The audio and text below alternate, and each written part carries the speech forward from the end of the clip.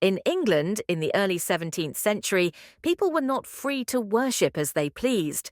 This was a matter decided for them by the government.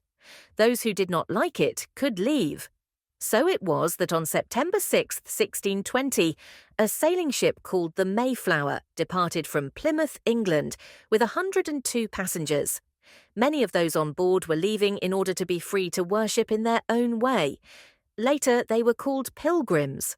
That is the name for people who make long journeys because of a deep religious faith. Others on the ship were simply hoping to make a new life for themselves in America. The passengers, however, did not want to sever all ties with England. They had to pay back the money they had borrowed to make this journey. They intended to do this by trading with the old country. The Mayflower's destination was Virginia. Others from England had settled there 13 years before, but getting there was no simple matter.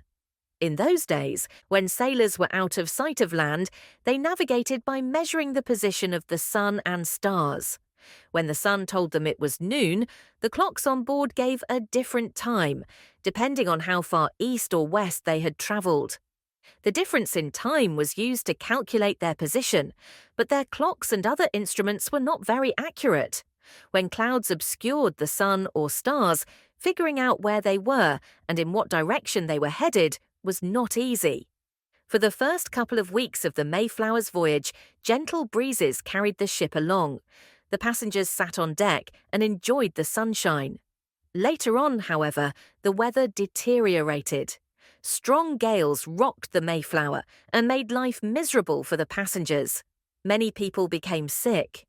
One person died and was buried at sea.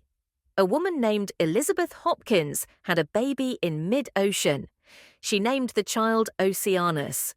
Day after day, the pilgrims stared at the horizon. They were hoping for the sight of land to revive their spirits. Day after day, all they saw was endless sea and sky. Many despaired of ever reaching America. Then, at last, after 65 days, they saw land. That day, there was great jubilation on board the Mayflower.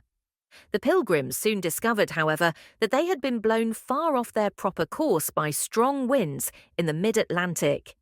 Instead of landing in Virginia, they found themselves on Cape Cod, approximately 500 miles to the north. For several weeks, they explored the coast of Cape Cod Bay, looking for a place in which to settle. They had little time because the bitterly cold winter weather was almost upon them. Finally, in late December, they discovered a suitable spot. The passengers went ashore to plan the new settlement and build houses.